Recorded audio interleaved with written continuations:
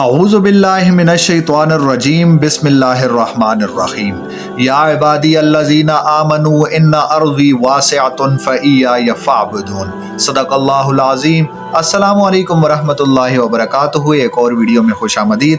हम उम्मीद करते हैं कि तमाम दोस्त अहबाब खैर खैरियत से होंगे। कहा जाता है कि दुनिया में दो आवाज़ें हैं जो आसमान पर बहुत मोतबर हैं, एक कुरान की आवाज़ और दूसरी हदीस की आवाज़, यानी जिस आवाज़ में हदीस सुनाई जाती है। तो हम उम्मीद करते हैं कि आपको भी अहदीस बहुत पसंद आएंगी। इंशाअल्लाह आप सब के लिए भी दुआ है और आप मेरे लिए भी दुआ करें कि अल्लाह ताला हम सबको कुरान और सुन्नत पर अमल करने की तौफीक अता फरमाए। तो चलिए बढ़ते हैं वीडियो की जानिब, लेकिन उससे पहले जिसने चैनल को सब्सक्राइब नहीं किया वो चैनल को सब्सक्राइब करे, वीडियो को तमाम दोस्तों और रिश्तेदारों के साथ शेयर करो ताकि सबको अहदीस की वीडियो से नफ़ा होना चाहिए और सब इस पर अमल कर सके, क्योंकि हदीस मालूम होगी तो उस पर अमल होगा, अगर मालूम ही नहीं होगी तो कैसे अमल होगा। तो चलिए वीडियो को शुरू करते हैं। हदीस नंबर 1, रसूलुल्लाह सल्लल्लाहु अलैहि वसल्लम ने फरमाया, यहूदी और ईसाई बालों को नहीं रंगते, चुनाचे तुम उनकी मुखालफत करो, बालों को रंग लगाओ। इस हदीस में नबी अलैहिस्सलाम ने हमें बताया है कि सफ़ेद बाल रंगना मुस्तहब है, यानी यहूदी और ईसाई उस ज़माने में बाल नहीं रंगते थे।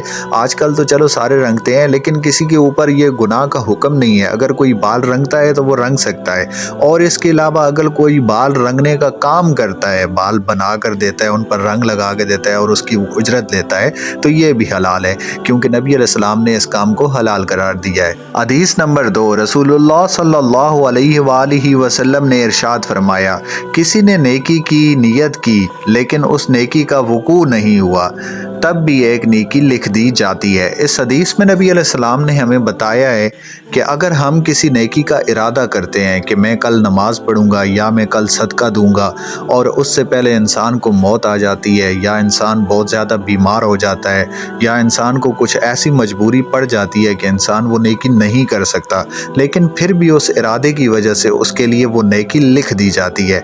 लेकिन अगर कोई इंसान किसी गुनाह का इरादा करता है कि मैं कल फलां शख्स को कत्ल करूंगा, तो कत्ल के इरादे का जो गुनाह है वो उस शख्स पर नहीं वारिद होगा, नहीं लिखा जाएगा। उस सूरत में लिखा जाएगा जब वो उस अमल को करेगा। तो इसलिए हमें नेकियों के इरादे करने चाहिए और गुनाहों से बचना चाहिए। हदीस नंबर 3, रसूलुल्लाह सल्लल्लाहु अलैहि वसल्लम ने फरमाया, उस ज़ात की कसम, यानी अल्लाह ताला की कसम, जो शख्स मेरे अहले बैत से बुग़्ज़ रखेगा अल्लाह ताला उसे दोज़ख में डालेगा। इस हदीस में नबी अलैहिस्सलाम ने हमें बताया है कि जो नबी अलैहिस्सलाम के अहले बैत हैं, यानी नबी अलैहिस्सलाम के जो घर वाले हैं, उनसे किसी भी किस्म का अगर कोई बुग़्ज़ या हसद रखेगा तो अल्लाह ताला उसको दोज़ख में डालेगा, चाहे वो जितनी भी इबादतें करता हो, चाहे वो जितना भी नेक हो। इसलिए हमें अहले बैत से बुग़्ज़ नहीं रखना चाहिए। अहले बैत से बुग़्ज़ रखने का मतलब ये है कि जो अहले बैत के दुश्मन थे उनको बेनकाब नहीं किया, उन दुश्मनों का साथ दिया। तो हमें अहले बैत के दुश्मनों का साथ नहीं देना चाहिए। जो भी अहले बैत के ख़िलाफ़ है वो हमारा दुश्मन है और वो बंदा ख़ास तौर पर जहन्नुम में जाएगा। सो अहले बैत से बुग़्ज़ नहीं रखना चाहिए। सबको इस नेक काम पे लगाना चाहिए कि सब अहले बैत से मोहब्बत रखें, और जिन कामों का अहले बैत ने भी हमें हुक्म दिया है और उनकी जो सुन्नतें हैं उन कामों को करना चाहिए, और जो काम और जो आदतें अहले बैत को पसंद नहीं थी वो हमें भी नहीं करनी चाहिए। अल्लाह हम सब का हशर अहले बैत के साथ करे, और जो मुखालिफ हैं अहले बैत के, अल्लाह उनका हशर अहले बैत के मुखालिफिन के साथ करे। हदीस नंबर 4, रसूलुल्लाह सल्लल्लाहु अलैहि वसल्लम ने फरमाया, सिला रहमी करने वाला वो नहीं है जो बदला चुकाए, बल्कि हकीकी सिला रहमी करने वाला वो है जो रिश्ता नाता तोड़ने पर भी सिला रहमी करे। इस हदीस में नबी अलैहिस्सलाम ने हमें ये बताया है कि सिला रहमी करने का मतलब क्या है। सिला रहमी दरअसल ये नहीं होती कि कोई रिश्तेदार अगर आपके साथ अच्छे ताल्लुकात में है और वो आपके साथ अच्छा मेल जोल रखता है, तो बदले में वो आपके कुछ काम भी करता है, तो आप उसके साथ ताउन करते हैं, बदले में आप भी उसके साथ अच्छे तरीके से ताल्लुकात को निभाते हैं, आप उसके साथ लेन देन भी करते हैं और आप उसके साथ माली ताउन भी करते हैं। ये हकीकी सिला रहमी नहीं है। हकीकी सिला रहमी ये है कि अगर कोई शख्स आपसे रिश्ता तोड़ दे जो आपका रिश्तेदार हो, لیکن پھر بھی آپ اس کے ساتھ مالی تعاون کریں۔ اگر اس کو کچھ ضرورت پیش آئے آپ اس کے ساتھ مالی تعاون کریں۔ اس کے گھر میں اگر کھانے کی ضرورتیں جو ہوتی ہیں وہ کم ہو گئی ہیں تو آپ اس کو کھانے بھیجیں۔ اس کے پاس اگر کپڑوں کی قلت ہے تو آپ اس کو کپڑے بھیجیں۔